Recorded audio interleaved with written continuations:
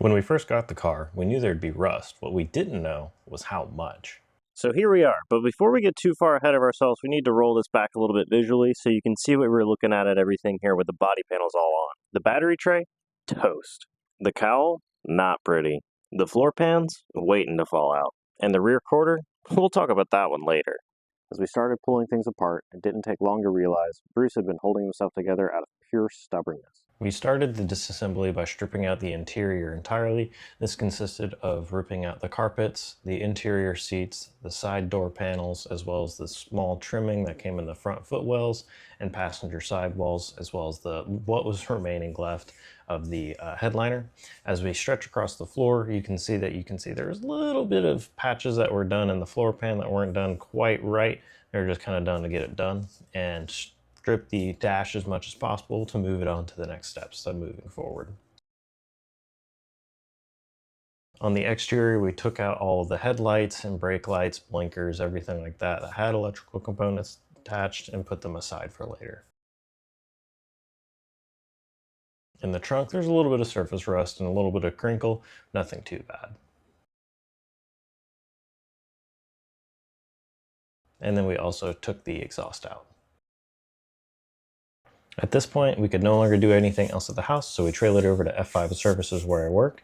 And then once we got it over there, we ripped out the engine, the transmission, and the drive axle to get it ready to get everything else done.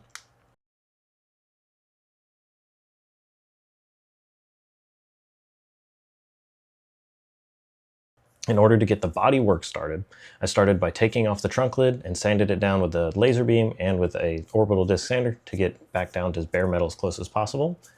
In the bottom, we got it just close enough to where it'd be good enough to finish. And I started ripping off the main panels in the front, stripping it all the way down to the chassis as much as possible so we could strip it down and get it repainted so that there's no longer any rust. And we also ended up discovering a few extra things. And in this area, we can see that I have a little bit of a parts room showing everything for what I've done thus far and stored, and so it doesn't sit outside, collect any more rust, and get any more damage while moving forward in the project. And after all of this is done, we started discussions with our mechanic to see what it is that we needed to get the engine ready to rock and roll, so we began disassembly on that. Before we can dive into the heavy bodywork, we've got to rewind a bit and explain why Bruce ended up completely stripped apart in the first place. This whole chapter starts with a simple goal. I just wanted Bruce to be able to roll around the neighborhood. Cass didn't even need him show ready. I just wanted her to feel the magic of having a classic Mustang alive and breathing. But every time I took him out, he'd die coming to a stop. He'd rev fine, accelerate fine, but once the RPMs dropped, done. You could save it if you timed the throttle just right, but it wasn't sustainable. So I figured the issue had to be timing, or maybe the carb was out of tune. So I pulled him into the garage and started troubleshooting. A little timing adjustment helped, but he still wasn't right. So I dove into the carb tuning, read some books, watched a ton of videos, rebuilt the choke spring, adjusted idle screws, and finally got him running smooth. Time for a test drive. I turn the key, Bruce fires up, everything sounds solid. I shift into drive and boom, he lurches forward hard. I had to slam the brakes to avoid hitting the garage door, then the engine stalls again. What gives? He was fine in neutral. More digging led me to the torque converter, and if we were pulling the trans, we might as well do the cam upgrade. One decision led to another, and just like that, full engine rebuild. We worked with our mechanic to figure out what setup would handle the cam while still being daily drivable.